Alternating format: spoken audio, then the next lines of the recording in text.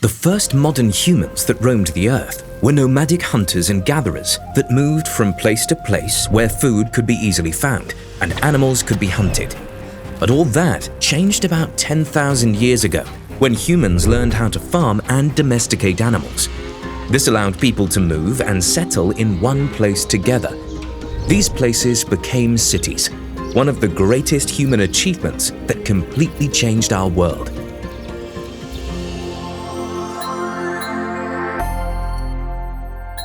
Urban life began some 6,000 years ago, and in certain places, thousands of people gathered together to form the Earth's first cities, while the rest of humanity continued to live in villages or nomadic camps. The world's first known city is Çatalhöyük, a settlement in Anatolia, south-central Turkey. Çatalhöyük had mud brick houses built closely to one another, and the inhabitants mainly hunted or gathered their food. But it was recently discovered they raised animals and stored surplus grains. It was the very first place where surrounding villages came together, formed a central location, and started urban civilization that dominates the world today. The ruins of Çatalhöyük show agricultural techniques of some of the human race's first farmers. But it wasn't easy for them because open and fertile fields were not available, and the terrain of any late Stone Age environment would have been overgrown with trees, brush, and weeds. These early farmers would cut down what they could and then set the area on fire. It leveled the ground for planting, and the ashes from the burned plants fertilized the field. This ancient agricultural technique, known as slash and burn, is still used by farmers today. Planting in the fields was done by hand since the plow had not been invented yet, and early farmers likely used sticks or primitive hoes to dig up the earth before planting seeds and then covering them with the burned soil. After they covered the seeds, the Çatalhöyük farmers didn't just pray for rain. They had already discovered irrigation and used simple techniques to supplement rainfall, ensuring a successful harvest.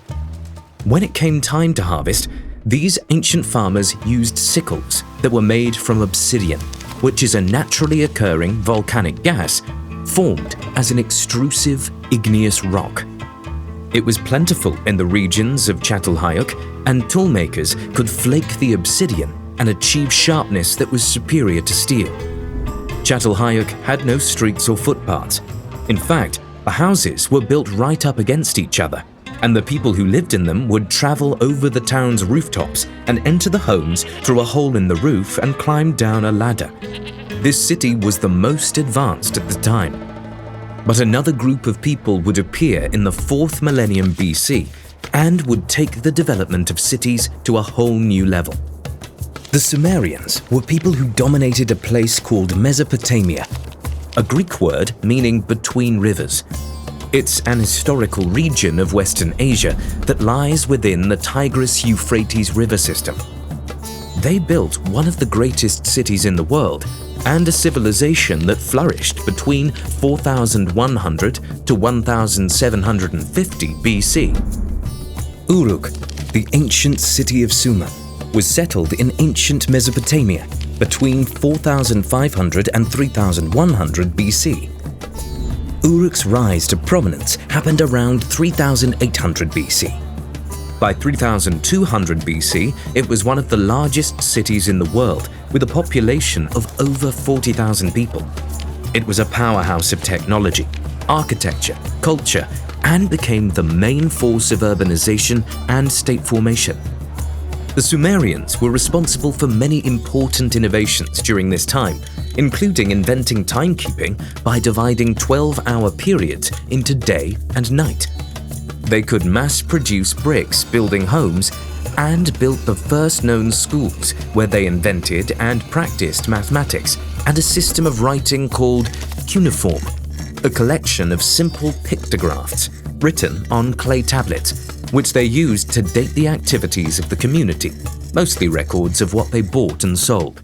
But the key thing that made this city flourish was its prime location. Uruk was built on the eastern banks of a channel of the Euphrates River around an imposing religious structure called the White Temple and the Great Anu Ziggurat. The flat plains offered plenty of sun without any trees and provided settlers with fertile soil. Flooding of the rivers in Uruk was a major problem during the rain season. The Sumerians developed hydraulic engineering, learning how to channel water, which also brought silt, a mixture of tiny rocks and rich fertile soil, from river to farmland by using canals and ditches. The inhabitants of Uruk also dug out huge storage basins to hold water supplies. These early irrigation techniques increased the amount of food the farmers were able to grow, and Uruk continued to grow.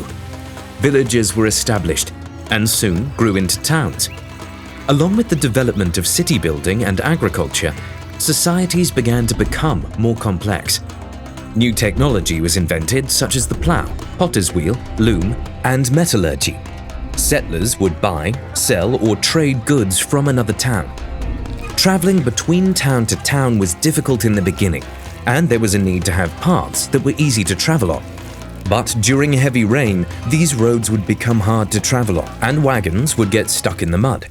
The roads in Mesopotamia were stone-paved streets connected to convenient places. Because they could be made of stone, they were easier and quicker to travel on. The Sumerians had good brick-making skills and could form identical mud bricks for buildings and streets. After the bricks were dried, they would be set in place using bitumen, a natural, sticky black substance used in asphalt that oozed out of the ground or near springs at various locations in the ancient Middle East. This technique was so advanced at the time that centuries would pass before asphalt would be used in Europe or America. But the Sumerians could build more than just buildings and streets. A good city is a protected city, and from early history, defensive walls were a necessity for a city protecting it from an invasion. Walls began to rise around cities throughout Mesopotamia shortly after urbanization began, and included gates, watchtowers, and a ditch that ran on the outside of the wall that could be filled with water. Defensive walls continued to improve, and cities like Babylon built the most impressive walls ever seen. King Nebuchadnezzar II had 3 massive walls built around Babylon that were 40 feet tall, 12.1 meters, and so thick that chariots could race around on the top. Another ancient remarkable city is Barcelona. Emperor Augustus and the Romans set up a colony named Barcino during 15 to 10 BC on the easily defended location of the coastal plain between the Colserola Ridge and the Mediterranean Sea. During that time, it had 1,000 inhabitants and was surrounded by a defensive wall 1 mile, 1.5 kilometers, in diameter. Inside, the city had a Roman grid street design, which it still has today. There are many different street designs, but the grid design is the greatest asset to modern cities and the most important part of urban development because it's easier to get from one place to another, and with more than one way to reach the same destination. The Romans were also very famous for their network of roads they built outside of the city, across the Roman Empire. The Roman road system was an outstanding transportation network, and they built 50,000 miles, 80,000 kilometers of hard surface highway that was mainly used for military reasons. Through the centuries, the population of Barcelona continued to grow, and by the 19th century, the population density of the city was the highest in Spain. But working conditions were miserable. Sewage was out of control, water was dirty, and the city was struck by a series of epidemics and riots. By 1854, the wall that kept everyone crammed together was one of the most hated structures in Europe. The Spanish government gave the people permission to take the wall down, and immediately, townspeople grabbed crowbars and pickaxes and tore it down, and took 12 years to completely remove. Walls as a defense in cities would become useless anyway because of the invention of artillery. After the walls in Barcelona were ripped out, the Spanish government hired an architect named Ildefonso Cerdà, who was horrified by the conditions of the working class in the city. His new extension of the city would be a model of orderly, clean, safe, and hygienic urban living. Cerdà was one of the first urban planners who studied the way residents lived in urban spaces. He designed the block structure while ensuring every citizen had enough water, clean air, sunlight, ventilation, and space. Each 20-square block district is a self-contained area with its own shops, hospitals, parks, and plazas that were spaced evenly throughout the city, giving everyone equal access. Streets were built 65 to 100 feet wide, 20 to 30 meters, to allow pedestrians and the transportation of goods free movement. Green spaces were also built in the center of each block and were gardens designed to provide recreational spaces for residents, a place to enjoy the outdoors away from the roads.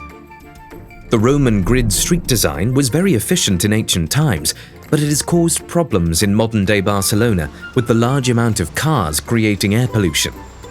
Now the city has begun testing what are called superblocks in the city centre. These are groups of 2 or more blocks that sit together, and vehicles are unable to drive here. Without cars, there is more room for people to walk on the street. And more people on the street means more businesses for the shops located in these superblock areas. Trees are planted along the roads in areas called green spaces that help cut down air pollution. Through different stages of urbanization, it has been discovered that people love to live in big cities that have the best of both worlds: huge parks, open landscape, shopping malls, and other conveniences. Unlike other cities of the past, regulations and zoning were created that split urban areas away from city centres.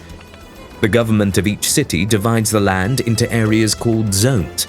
Zoning regulates the use of the land in cities and keeps residential districts where people live away from commerce districts and industrial districts.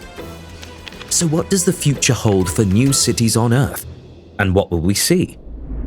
In 2015, more than half the world's population lived in urban areas, and by the year 2050, 2/3 of humanity will call a city home. Smart cities would use new technological tools to make the lives of its inhabitants easier and more enjoyable. Things like the 20,000 sensors throughout the city of Barcelona that connect to an application that tells you what parking spots are open and where to park, reducing traffic jams, wasted time, and air pollution. Where some ancient cities took centuries to build, new modern cities may also use 3D printing technology like Dubai that printed a university, research center, and some hospitals in only 40 days. Dubai just printed the world's largest 3D printed 2-story building. The walls were printed in just 2 days, and the process used half the number of construction workers and generated 60% less waste. With new technology and new science in urban planning, cities of the future will be perfect places for humans to live in. Give us a like if you enjoyed this video, and let us know if you want to see a video about future cities.